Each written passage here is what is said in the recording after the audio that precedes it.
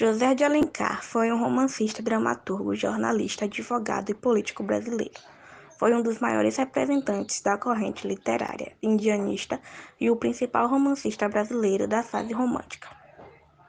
Entre seus romances destacam-se Iracema e Senhora. Seu romance Guarani foi publicado em forma de folhetim no Diário do Rio de Janeiro. Alcançou enorme sucesso e serviu de inspiração ao músico Carlos Gomes, que compôs a ópera O Guarani. Foi escolhido por Machado de Assis para patrono na cadeira número 23 da Academia Brasileira de Letras.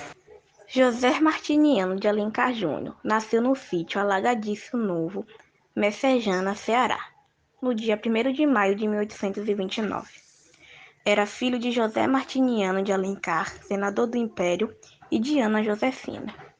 Em 1838, mudou-se com a família para o Rio de Janeiro.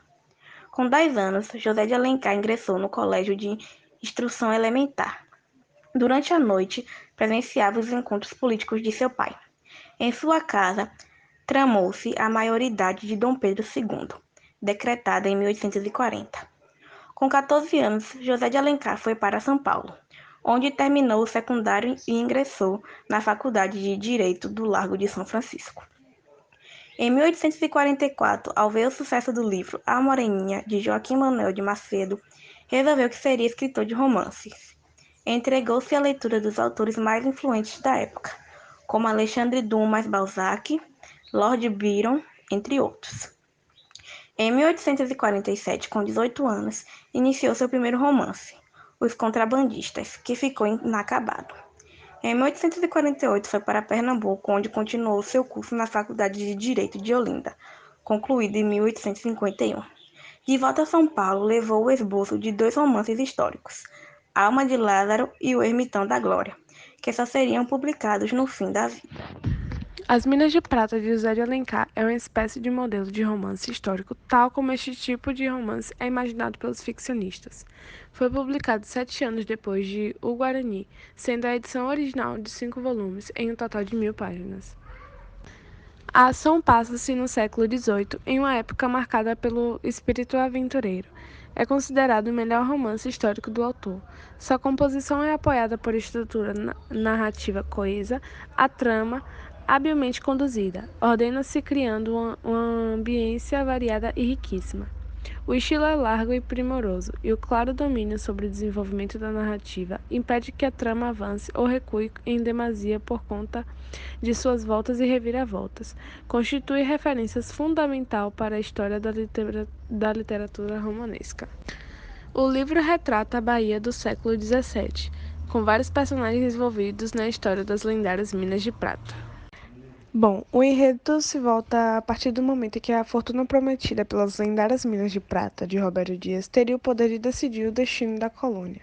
No entanto, para defender o Brasil e o grande amor que sente por Inês ou Inesita, Estácio, filho de Roberto Dias, teria que resgatar o roteiro das Minas. Tal roteiro que fora deixado pelo pai de Roberto Dias, Moribeca, antes de morrer.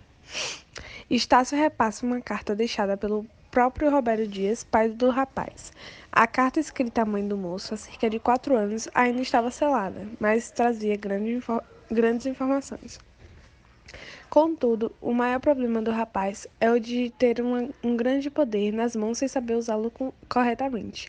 Em meio a muitos altos e baixos, Estácio, sempre justo, acaba por não desejar a riqueza material, mas salvar a honra do pai e casar-se com Inês. Enquanto que Padre Molina, ambicioso, visa destruir o Império Católico. Entre as marcas principais do romantismo estão o sentimentalismo, a supervalorização das emoções pessoais, o subjetivismo e o egocentrismo. A composição Minas de Prata é apoiada pela estrutura narrativa coesa. A trama habilmente é conduzida e ordenada, criando um ambiente variado e riquíssimo. O claro domínio sobre o desenrolar da narrativa impede que a trama avance ou recue demais por conta das suas voltas e reviravoltas. Isso se constitui referência fundamental para a história da literatura romântica. E a visão crítica é como a Inesita ela é descrita. As decisões de Inesita elas são limitadas às vontades paternas e os seus próprios desejos ficam restritos. Isso se dá porque no romantismo é um fenômeno no qual a mulher ela é idealizada como dona de um caráter puro, ingenuidade, pureza, delicadeza, sendo, portanto, uma fonte de inspiração para as outras diversas obras de artes nesse período. A mulher, portanto, ela era a figura mais próxima da divindade. Então, realmente tinha essa idealização da mulher, porque era para as outras mulheres tomar como exemplo. Já Estácio não. Estácio ele era um homem nacional, com papel de virilidade, astúcia e fidelidade à nação. Ele tem uma liberdade de escolher diferentemente de Inesita. Então, essa era a idealização do herói, do homem.